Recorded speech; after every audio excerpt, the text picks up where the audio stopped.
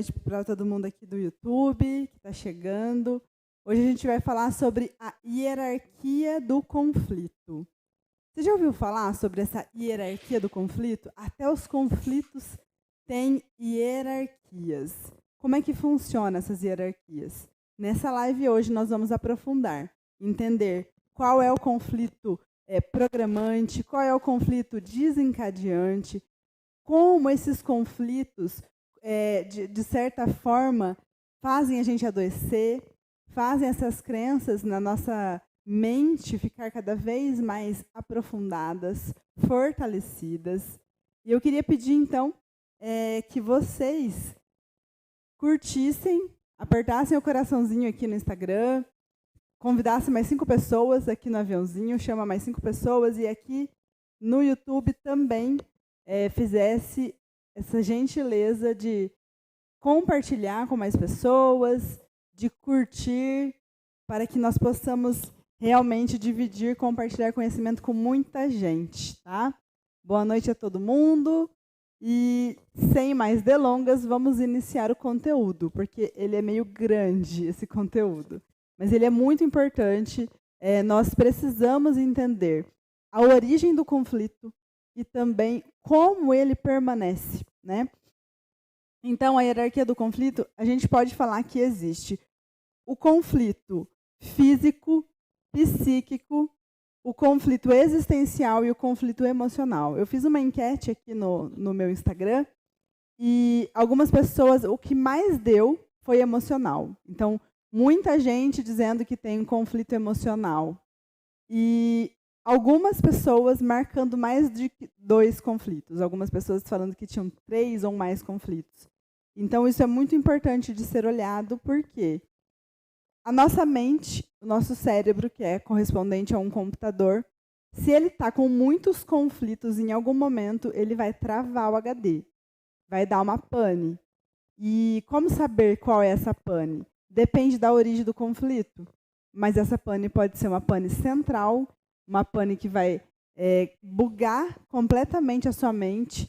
Pode ser uma pane que vai trazer uma doença física, pode ser uma pane que vai trazer uma emoção complicada, uma depressão, alguma questão desse tipo. E então, essa forma de reprogramar a crença é muito importante.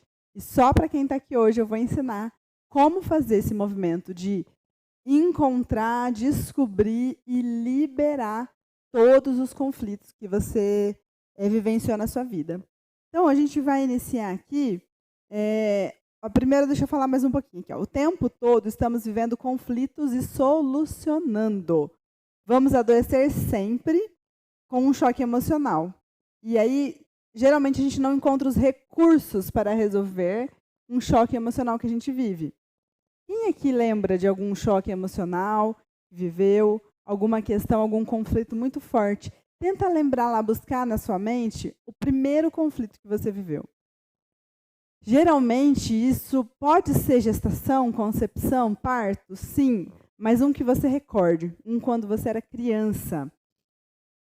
Esses conflitos, esse choque emocional, ele vai trazer incertezas e vai desequilibrar a sua energia, vai desequilibrar a sua psique e vai somatizar numa doença, tá? Então, desde que o bebê nasce, ele aprecia o toque, o afeto, e ele sabe só o que sente pela pele a ser tocado, olhado, acariciado e amado. Ele se sente seguro e forte através desse carinho, desse toque, pelo abraço, né, pela pele. Essas experiências que o bebezinho, desde a barriga, começa a viver, já podem, em algum momento, gerar um conflito programante, que é o conflito que vai programar. Então, tudo que a gente vive pela primeira vez, o pessoal do Instagram, que vai ficar espelhado, no YouTube está tendo a live também, vocês conseguem ver aqui, ó.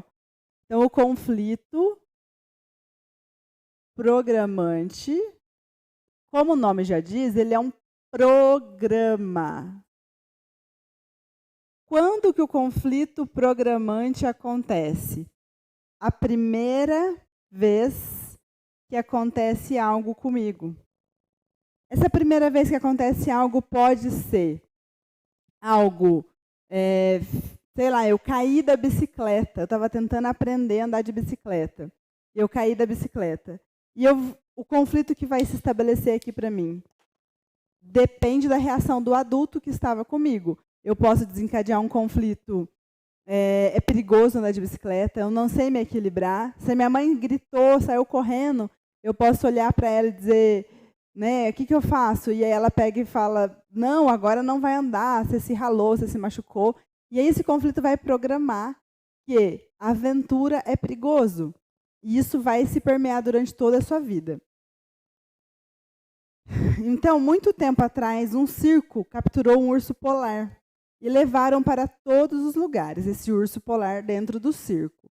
Ele não participava de apresentação, seu papel era ficar permanentemente na jaula, preso. Então, pense na história desse urso preso dentro da jaula. Como era para ele viver aprisionado? Sua jaula era tão pequena que ele conseguia dar 2 passos para frente. Então, vamos ver aqui, ó. O urso conseguia dar 2 passos para frente e 2 passos para trás. Ele não conseguia nem se mexer lateralmente. Com o passar do tempo, ficaram com pena do pobre urso e disseram, agora vamos vender para um zoológico. Então, o urso que estava preso sem conseguir se movimentar ia ganhar um lugar espaçoso. Venderam o animal e soltaram em um grande espaço. Ele dava um passo para frente e outro para trás. Ele não entendia que ele estava livre. A mente dele estava programada e ele tinha aceitado aquela situação daquela forma e ele não conseguia sair daquela dinâmica de dar um passo para frente e um passo para trás. E aí aqui na história é colocado assim, um outro urso se aproxima e pergunta para ele, me diga por que você faz isso? E ele responde, por ter passado tanto tempo em uma jaula. Então, é por isso que nós precisamos saber quais são as nossas jaulas. Agora eu te pergunto, qual é a sua jaula? Boa noite, Carolina.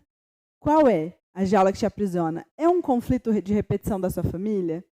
É uma questão de uma existência passada? O que é? A gente tem que ter nitidez, clareza, através de técnicas como a despolarização do DNA. A gente pode pesquisar e entender a saga da família. Aquela família teve muito abandono, então o conflito ali é o abandono. Então, essa pessoa não se relaciona, ela tem medo, ela tem dificuldade, ela se esconde porque ela tem medo de sofrer, ela tem medo de sofrer o abandono, ela sai antes que alguém abandone ela. Esse conflito também pode ser um conflito de abuso sexual, onde essa menina muitas vezes nem sofreu abuso, mas as suas ancestrais sofreram. E aí, ao sentir a conexão, a frequência daquilo, ela pega e não se permite viver o amor, viver o prazer, e ela começa a desencadear jaulas mentais para não entrar em contato com aquilo. Então, aqui o urso tinha uma jaula que não permitia ele se locomover. A nossa mente tem muitas jaulas também que nos aprisionam, que são as crenças. E a gente vai hoje aqui, então, entender essas crenças. Por exemplo, uma menina que sofre abuso, a crença que ela vai gerar é o sexo é sujo, né? O sexo é feio, eu não posso sentir prazer, o prazer é errado. Então, a gente vai ter que entrar lá nesse conflito, no dia que aconteceu, acessar onde está armazenado e ir quebrando essa jaula. Tá? Todas as jaulas, todas as crenças podem ser quebradas, eliminadas, liberadas. Mas a gente tem que ter consciência delas. Porque se a gente está inconsciente, essas jaulas ficam nos aprisionando a vida inteira, né? Então, aqui voltando na história, precisamos tomar consciência que necessitamos de ajuda. Entender que o nosso corpo e os recursos estão disponíveis para nos curarmos. Tratar a parte psíquica, energética. Gente, vamos apertar o coraçãozinho aqui no Instagram para a gente subir? Chamar mais gente. Está subindo aqui as pessoas. No YouTube também. Vamos compartilhar. Então, a gente trata a parte psíquica, energética. E a gente precisa entender e tratar o nosso corpo equilibrando de forma preventiva. Então, sabe aquele exame que a gente faz no médico preventivo? Ele não serve de muita coisa, a não ser para dizer que eu vou ter uma doença. O preventivo na terapia, ele serve para nos trazer o entendimento de uma crença que pode bloquear uma parte do nosso corpo, e aí a gente libera isso antes, a doença não vai acontecer, porque você está trabalhando, então, na parte da energia, da frequência. E tudo nesse mundo é frequência.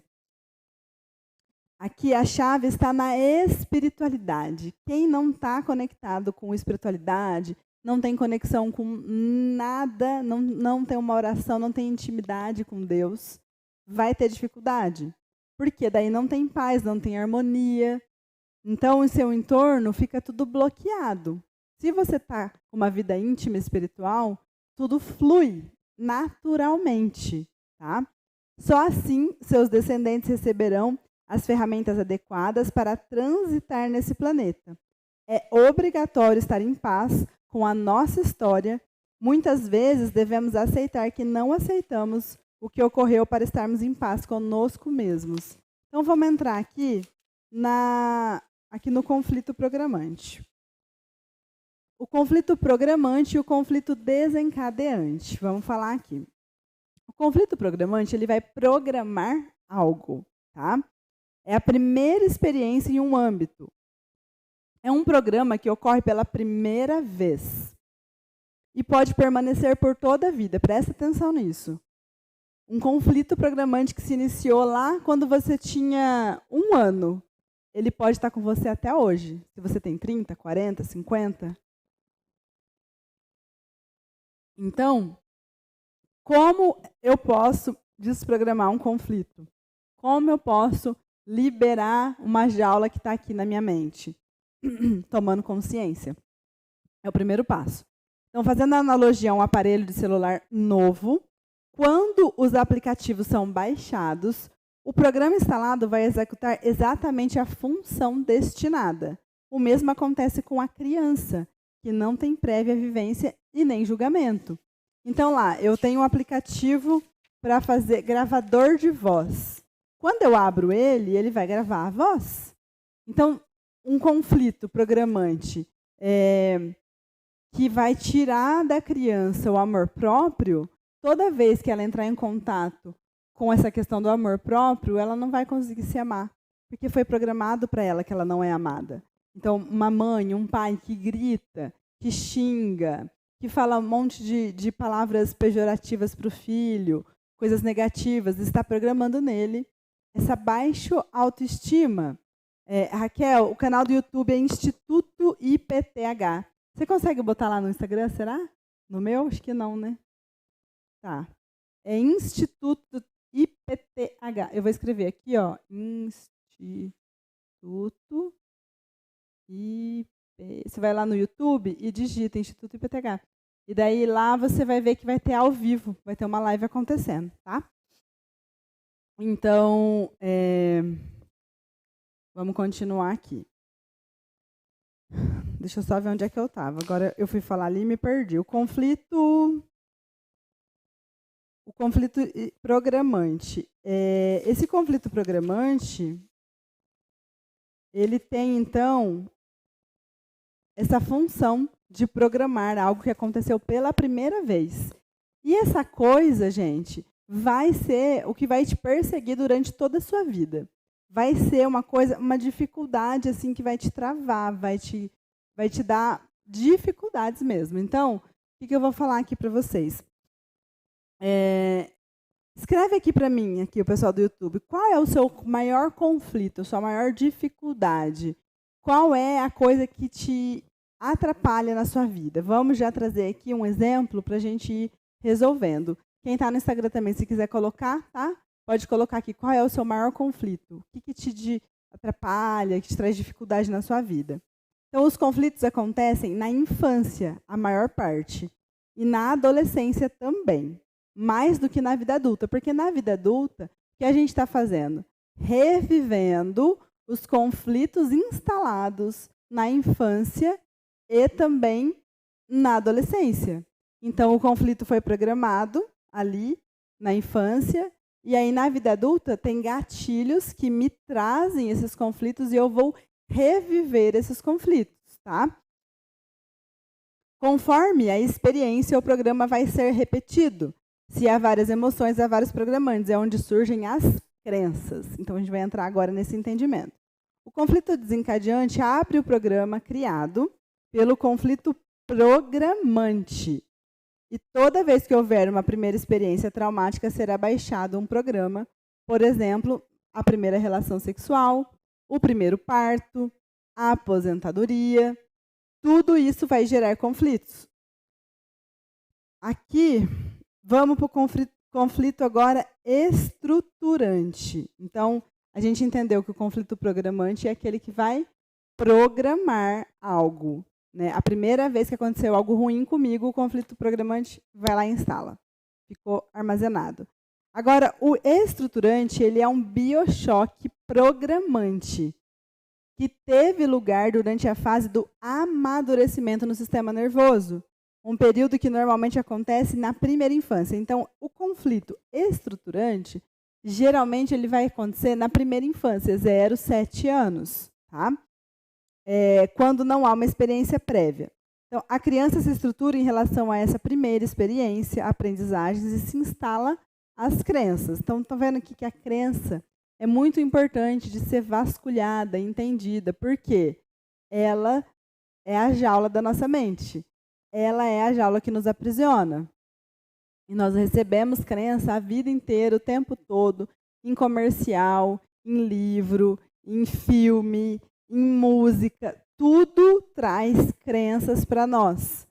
A gente está bem quietinho, de boa, num canto, a gente escuta uma coisa e aquilo faz sentido, conecta, e a gente fala, nossa, eu concordo com isso. Então, aquela crença é registrada e armazenada. Ou, eu não concordo, eu acho que isso não foi legal. Então, eu repeli aquela crença. Mas, algumas a gente não concorda, outras a gente concorda. E, dessa forma, a gente vai armazenando ou não novas crenças. A criança, ela estrutura a personalidade em função do seu entorno cultural, social, familiar, e ela adota um comportamento adequado para sobreviver. Eu estava lendo sobre isso essa semana, que geralmente, quando a família já tem um filho, e a criança vai adoecer mais do que os pais. Isso é muito comum, né? Só que, a partir de uma visão da ciência do início da vida, que é a visão da doutora Eleanor Luzes, que é uma professora minha, a criança não adoece até os 7 anos de idade, porque ela está no campo dos pais. Então, a criança espelha algum bloqueio, doença, conflito do pai e da mãe. Em geral, a menina vai estar espelhando da mãe e o menino do pai. Pode trocar, mas em geral é assim que funciona. E aí, por que a criança adoece, então, se a criança não adoece? Ela se coloca à disposição para trazer aquela dor, aquele conflito. Porque quando a mãe e o pai vê o filho sofrendo, eles despertam, eles se mexem, eles fazem um movimento para curar. Quando é na gente mesma, a gente dá uma enroladinha, mas quando é no filho, quando dói, a gente resolve. Então, biologicamente, é muito inteligente o sistema, muito organizado, porque ele coloca na cria aquilo que precisa ser curado em nós. Em geral, se a gente for parar para analisar, todos os conflitos que a gente tem com os nossos filhos são questões nossas que a gente precisa resolver e a gente não está resolvendo. E aí o filho vem, bum, mostra como um espelho estendido, aumentado, para que a gente dê conta de resolver aquilo, olhar e dar atenção para aquela questão. Em algumas pessoas, o conflito estruturante envolve carências ou excessos relacionados com a necessidade fundamental, como a alimentação. Então, essa criança não foi bem nutrida, ela não recebeu alimentação adequada, não conseguiu mamar no peito, e aí ela vai lá, ou ela, na idade adulta, vai comer demais, ou vai ficar anorexa, vai comer de menos. Cada pessoa vai desenvolver de uma forma, vai ter um padrão, né, a ser seguido. Afeto, comunicação, segurança. Eu fui para a creche muito cedo, fiquei longe da minha mãe, fiquei me sentindo inseguro. Então, tudo isso vai gerar uma falta ou um excesso na vida adulta, né? Então, esses conflitos estruturantes, eles orientam a vida com o objeto de compensar carências e afetos. Gente, compensar é uma das formas da gente viver a vida. A primeira forma é repetir. Como que é repetir? Eu olho para minha mãe e eu vejo que a minha história é igual a dela. Eu estou repetindo a história dela. Quem aqui está repetindo a história da mãe? Escreve assim, eu estou repetindo. Escreve aqui no YouTube, eu estou repetindo. Eu quero saber quem está vivendo no padrão de repetição. Tem também a compensação, que é eu compenso o padrão. Como que é compensar? É fazer o contrário. Só que compensar é cansativo, porque você tem que fazer um grande esforço para poder fazer diferente. Quem está compensando? Escreve aqui para mim no chat. Eu estou compensando. Eu sou uma pessoa que compensa. Pelo menos agora eu estou saindo desse padrão, mas eu vivi muitos anos no padrão compensador. A minha avó engravidou aos 20 anos e a minha mãe engravidou aos 20 anos e eu engravidei aos 28. Eu demorei 10 anos. Eu estava compensando aquele padrão para tentar equilibrar. Estou compensando. Compensar, Carol, é isso. É fazer diferente, mas ele traz um cansaço. A gente tem que fazer um esforço. Não é natural, né? Então, quando que vai ficar natural? Quando a gente olha para a história da nossa família e fala, ok, eu deixo com vocês.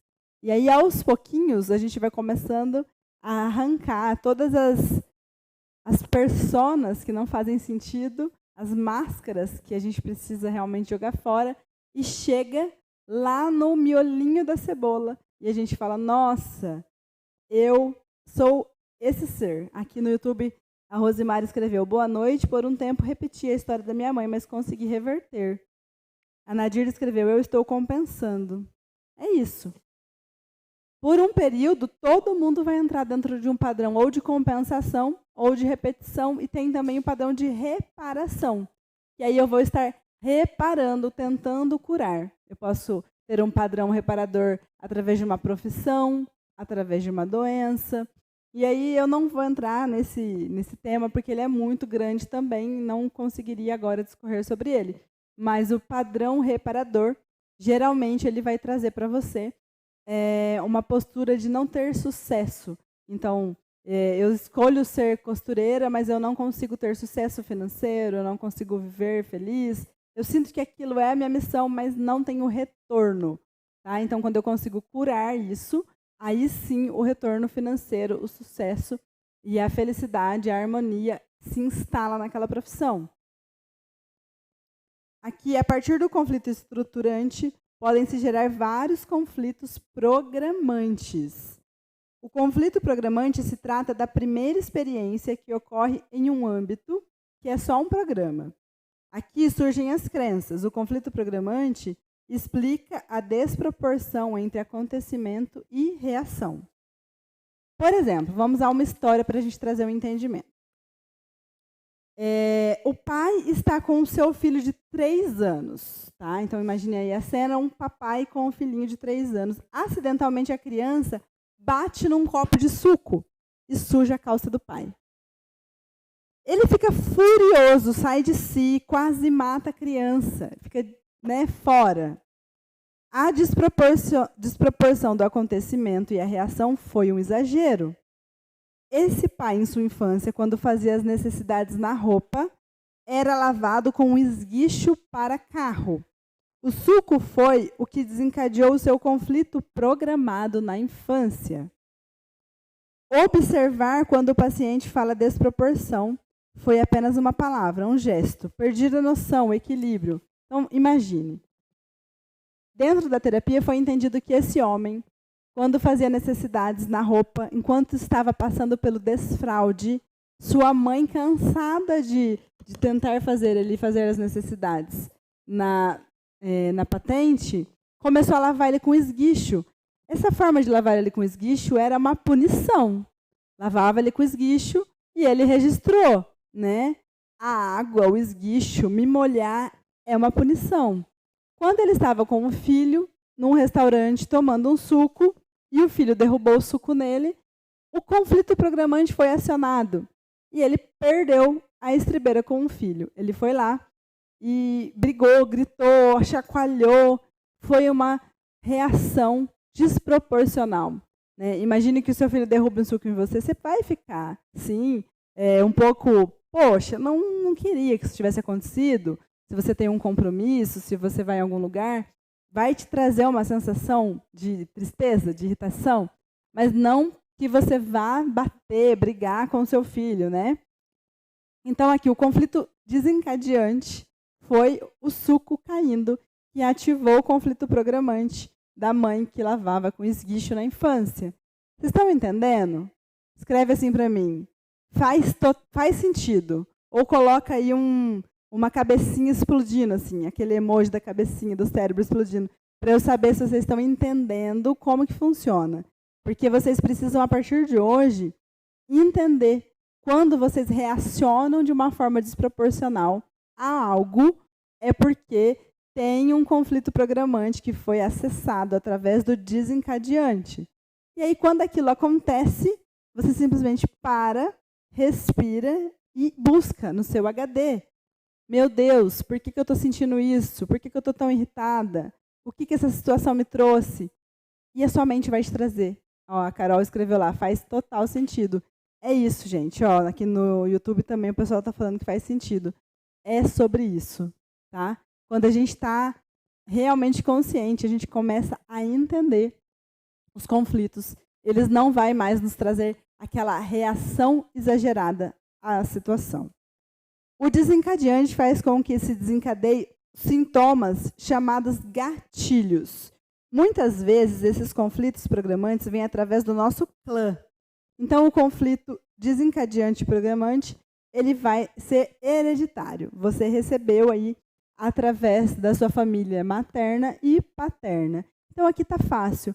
Olha para o papai, para a mamãe, para a vovó, para o vovô, para a titia. Como que é a dinâmica da família? O que é o BO da família? Né? A minha família tinha questão relacionamento. Relacionamento, ninguém dava certo. Ou todo mundo é solteirão. Eu tenho muitas tias, primas solteiras que não casaram. Ou divorciava. E quem está junto separado. Cada um no seu quarto. Não tem amor, não tem harmonia. Então, eu já sabia ali, olhando, que tinha um conflito de relacionamento. Eu nem era terapeuta, mas já sabia. Então, o BO da minha família era relacionamento. E foi, por muito tempo, um conflito meu. Né? Eu tive dificuldades de me relacionar por muito tempo. Né? Então, eu fugia das relações.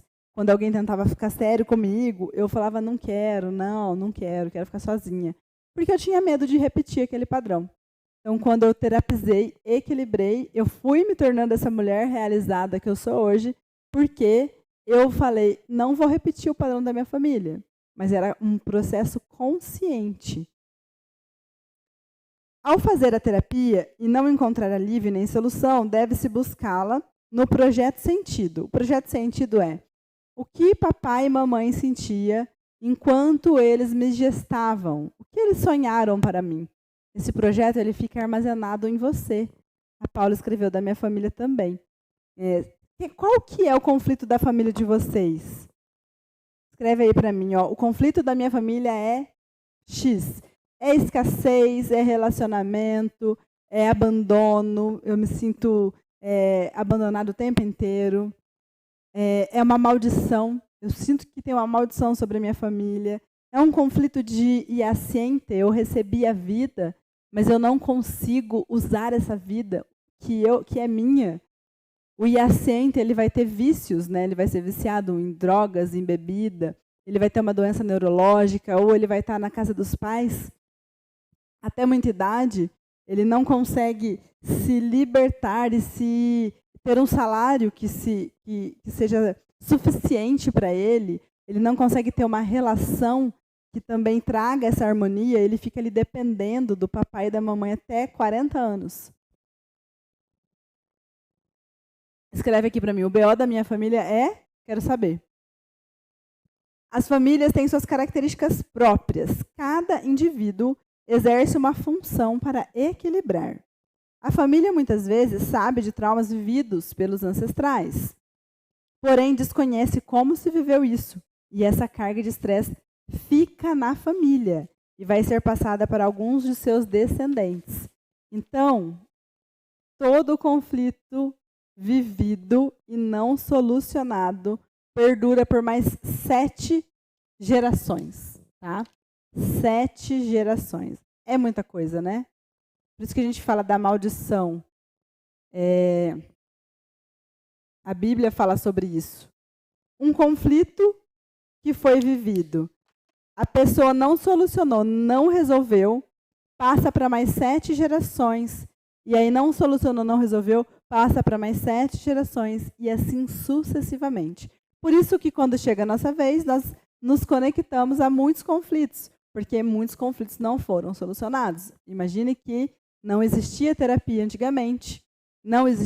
As pessoas não podiam se expressar, não podiam falar o que estavam sentindo. E isso gerava um trauma muito profundo. Relacionamento e alcoolismo, a Nadir escreveu aqui. Relacionamento, ele está em todas as famílias. Por quê? Antigamente, as pessoas não podiam escolher o casamento, o amor. A Carol escreveu aqui, o BO da minha família é desequilíbrio emocional. Então, o desequilíbrio emocional é um conflito, foi o que mais foi votado aqui no meu story. Então, assim,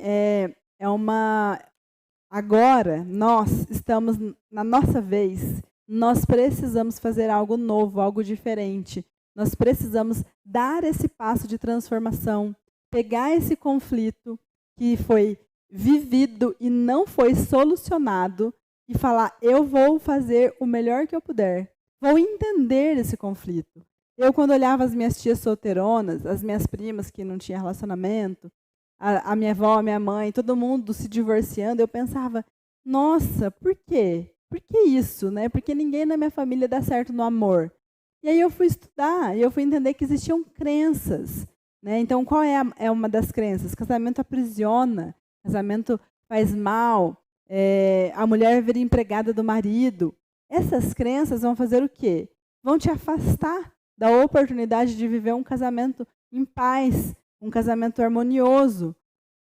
O conflito emocional. Muitas vezes você cresceu com um exemplo da sua mãe deitada na cama, dizendo que estava com depressão, tomando remédios, e você acredita que aquilo é o normal, e você começa a desencadear aquilo em você, então começa também a ter desequilíbrios emocionais, porque a gente aprende pelo exemplo, e o exemplo ele é essencial. Então, a tríade da criação apresenta 3 órgãos. Suprarrenal, que é o projeto de vida, conflitos de projeto, direção e energia. Se eu tenho algum problema na suprarrenal, aqui já está bem claro. É um conflito de projeto. Ou eu não consegui desenvolver meu projeto, ou eu tenho um projeto e não pus em prática, ou eu nem tenho projeto. Né? Gônadas, ovários e testículos, centelha da vida, conflitos de perpetuação, proteção e sedução. Então, se eu tenho um conflito de gônadas, eu não vou conseguir perpetuar, ou eu não vou conseguir seduzir, ou eu vou seduzir demais. É sempre assim. Ou vai ser um excesso, ou vai ser uma falta. Ou eu não vou fazer, ou eu vou fazer demais, quando eu estou dentro de um conflito. Né? Os conflitos dos líquidos, dinheiro, álcool e águas.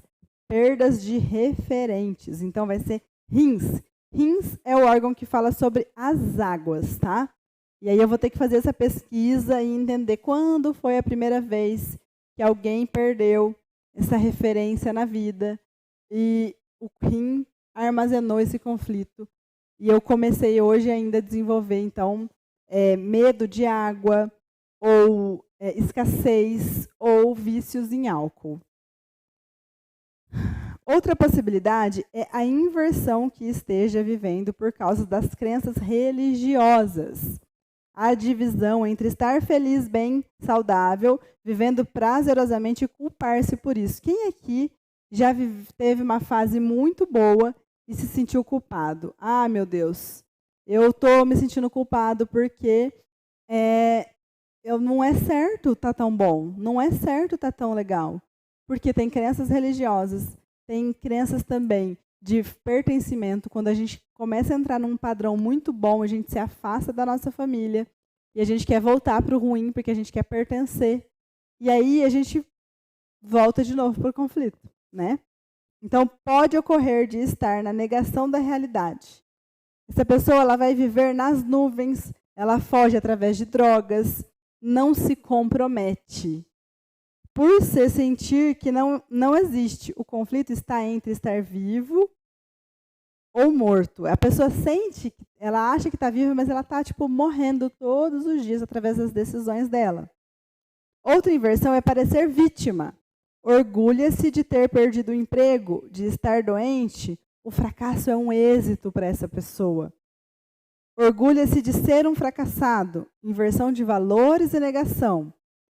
Aqui, geralmente, a pessoa ela acha que ser vítima é bom, traz um ganho, um benefício, cuidado. Né? As pessoas começam a olhar para ela e aí ela fala, ok, estou no caminho, vou ser vítima mesmo, porque isso está trazendo para mim pessoas, conexões, então não vou resolver esse conflito, vou ficar nesse conflito aqui. Deixa eu ver aqui. Ó. Inversão de valores e negação. A proibição de cuidar-se vai apoiar os sonhos dos outros e nega a si mesmo, tornando-se um escravo. Perceber se a fala está sintonizada com a emoção ou se a fala é para boicotar-se. Geralmente, através de um conflito, a pessoa fica fria, ela não consegue conectar com o coração. Ela não fala de uma forma emocional, mas sim de uma forma racional. Toda vez que você perceber que você está muito racional, analisa se você não está através de um conflito, reagindo através de um conflito programante, desencadeante, porque com certeza vai ser esse sim o caminho, tá? Aqui, ó.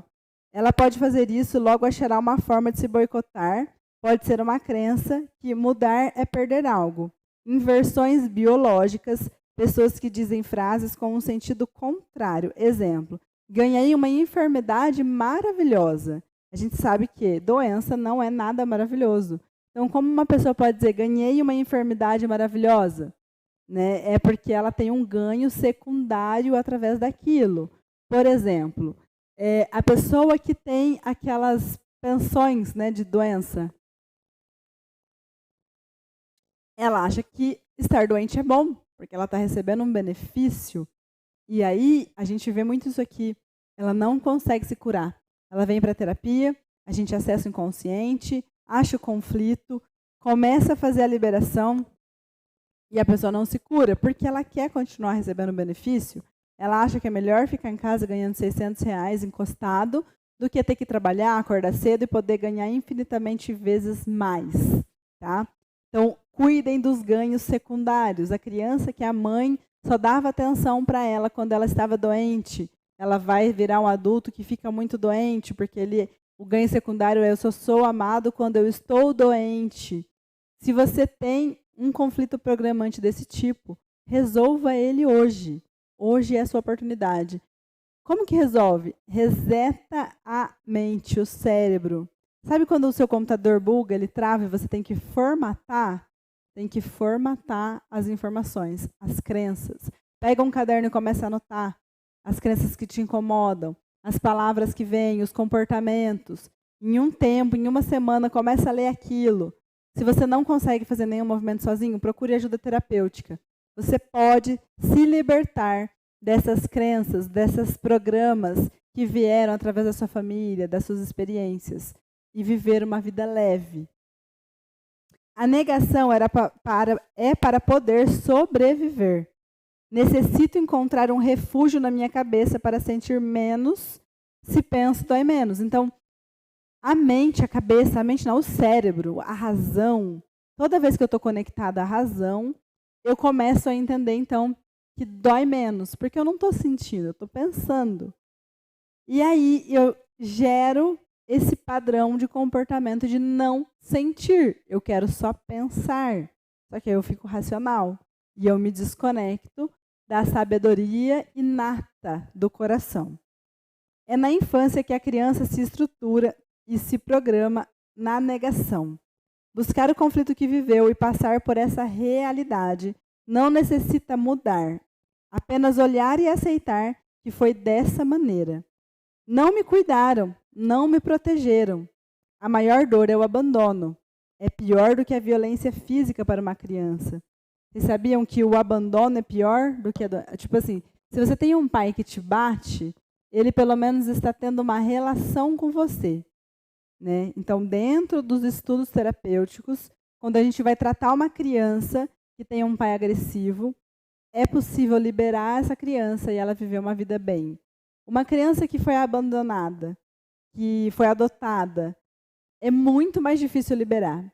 O abandono, ele cria uma camada na pele de dor, de sofrimento tão grande que essa pessoa adulta, ela não vai conseguir viver em contato com o amor.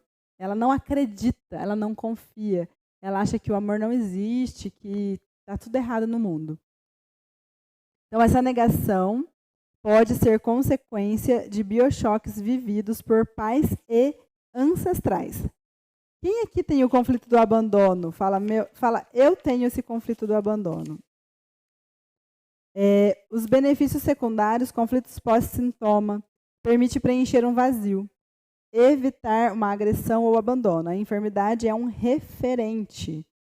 Por causa de sua doença, pode-se tomar o centro das atenções por parte da família e dos médicos. Aquilo que eu falei já, né?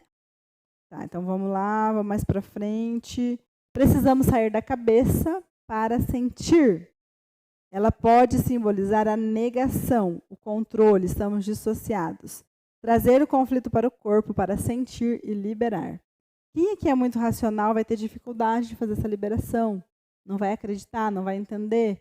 E se a mente não entende, se a razão não entende, a pessoa bloqueia o coração. Ela não entrega, ela não confia no processo. Então, por exemplo, aqui, ó, quando ocorre um choque de desvalorização ou impotência. Isso vai trazer doenças. Desvalorização fala muito de doenças nos ossos. Então, a pessoa pode ter osteoporose, pode ter dor nos ossos, pode ter fraturas. Né? Todas essas fraturas vão estar falando de conflitos de desvalorização. Os contatos são marcantes na vida de uma criança. Bruce Lipton, ele fala em suas pesquisas que a vida é uma célula, que a vida de uma célula é controlada pelo ambiente físico e energético em que ela se encontra, e não nos genes. Os genes são meros modelos moleculares utilizados na construção dos tecidos, dos órgãos e da célula. Então, o ambiente funciona como uma forma de empreita, um mentor que interpreta e monta e é responsável pelas características. Então, vamos lá para a última parte aqui.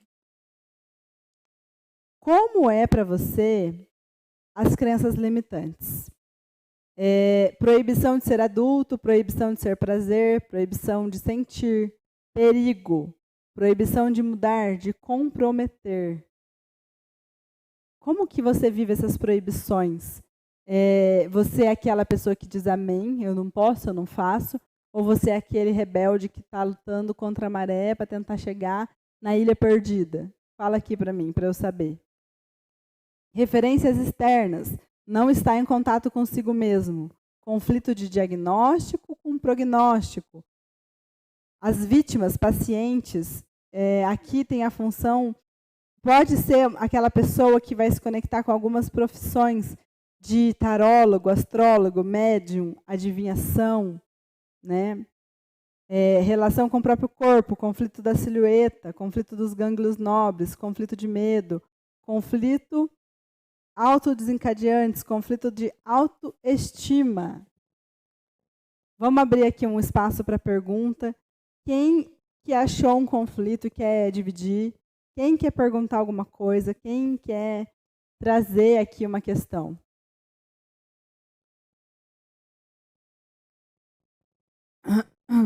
Os conflitos, gente, na nossa vida, eles acontecem o tempo inteiro.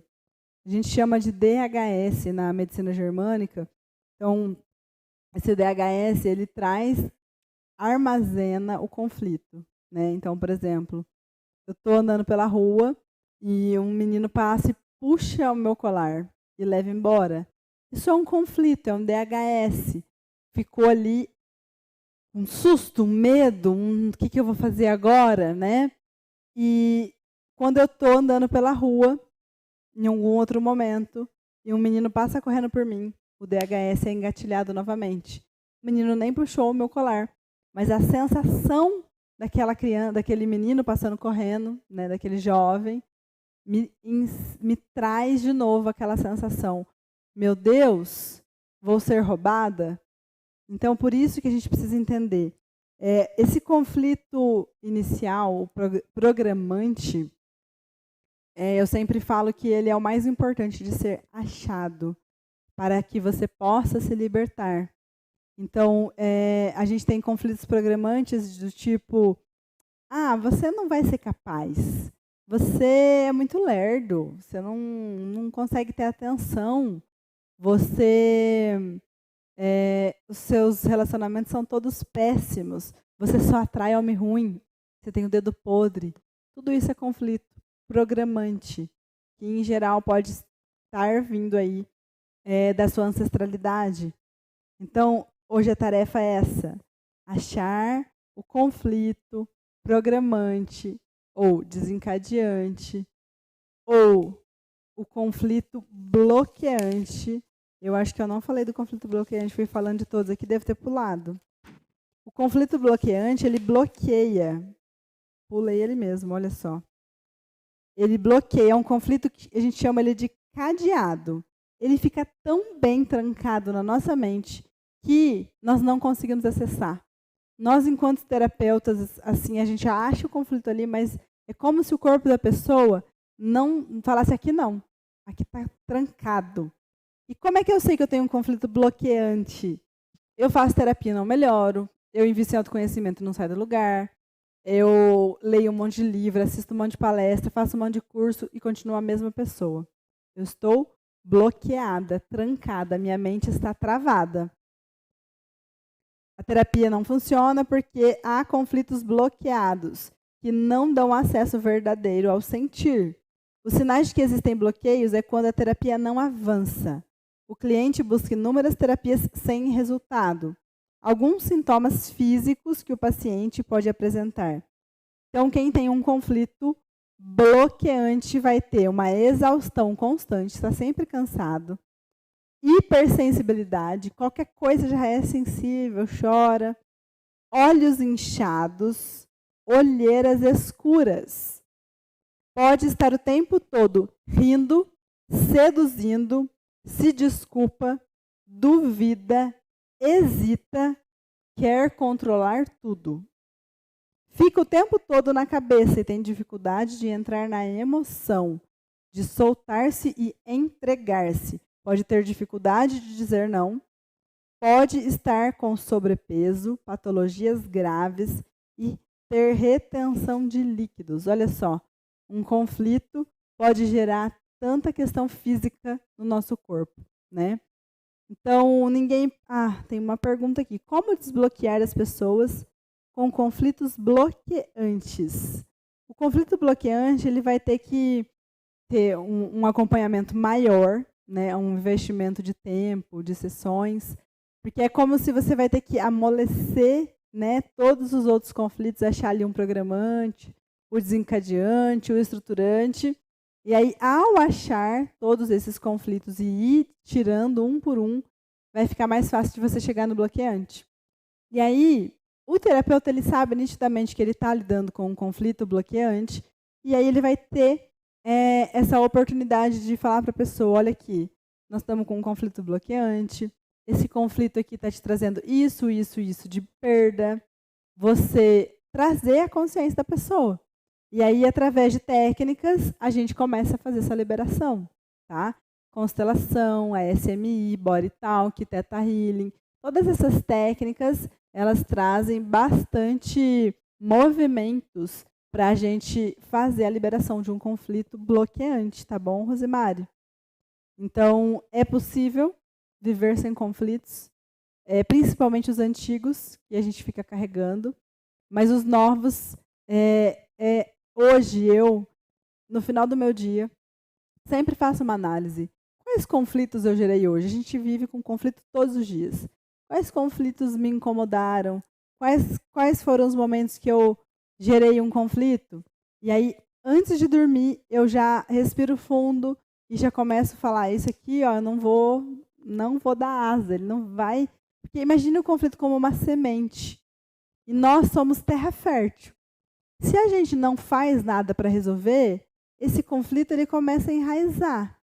Enraizar, e daqui a pouco ele vem para fora como, né, uma árvore do mal. Uma árvore que vai trazer para nós muitas questões negativas. Comportamentos, né, dificuldade de relação, crenças de que eu não sou bom o suficiente. Então, por isso que quando eu encontro a semente de um conflito, é importante eu pegar e jogar essa semente fora. Não deixar ela criar raízes dentro do meu coração ou dentro do meu corpo, em qualquer parte que seja. Alguém tem mais alguma pergunta? A gente vai finalizar. E eu quero pedir para vocês fazerem um print e postar nas suas redes sociais, ajudando que a gente possa ter mais momentos como esse. Aqui no YouTube a gente chegou a 30 pessoas. Muito obrigada vocês que estiveram aqui com a gente. No Instagram aqui o pico máximo foram de 10 pessoas. E eu fico muito feliz de ter alcançado essas 40 pessoas no dia de hoje, com uma palavra, com um ensinamento que possa trazer libertação da alma, que possa trazer uma vida de amor e de equilíbrio. Tá? Eu vou postar aqui no meu Instagram, Mayusha Scheffer, um WhatsApp para você entrar e a gente vai começar a se comunicar naquele grupo, ele vai ficar silenciado. E dentro desse grupo, eu quero conversar com cada um de vocês, saber quais são as suas questões. A gente tem, às vezes, dificuldade de escrever aqui no Instagram ou no chat ali do YouTube, de se expor. Então, a gente vai para um lugar mais acolhedor, conversar ali mais, né, de uma forma mais próxima, para poder entender as questões de cada um, né? E trazer soluções também. A gente está aqui para isso, para transformar a vida das pessoas. A partir do momento que eu transformo a minha vida, é a minha missão transformar a vida das outras pessoas. Porque a gente não está sozinho aqui na Terra, né? Não faz sentido nenhum eu estar bem, feliz, transformada, olhando para o lado e vendo várias pessoas tendo dificuldades. Então, a gente tem que transbordar aquilo que nós recebemos. Por exemplo, pensa numa caixa d'água. Se você começa a encher ela de água, em algum momento vai transbordar aquela água, vai cair fora e vai começar a molhar outras coisas. Então, o conhecimento, quando ele entra na sua mente e ele, você toma posse aqui no seu coração e você transforma a sua vida, você pode, então, ser essa caixa d'água que vai trazer conhecimento para outras mentes, para outros corações e manifestar essa cura. Então, é esse o papel aqui dessas aulas nas segundas-feiras, às 9h, tá? Então, vamos fazer o print. Vamos fazer o print aqui no Instagram. Deixa eu fazer também. Não sei se eu vou... Não, peraí. Aqui. Eu fiz também. Vamos fazer o print aqui no YouTube. E aí, gente, postem nas suas redes sociais. Escreve assim: eu vou formatar o meu cérebro. Tá?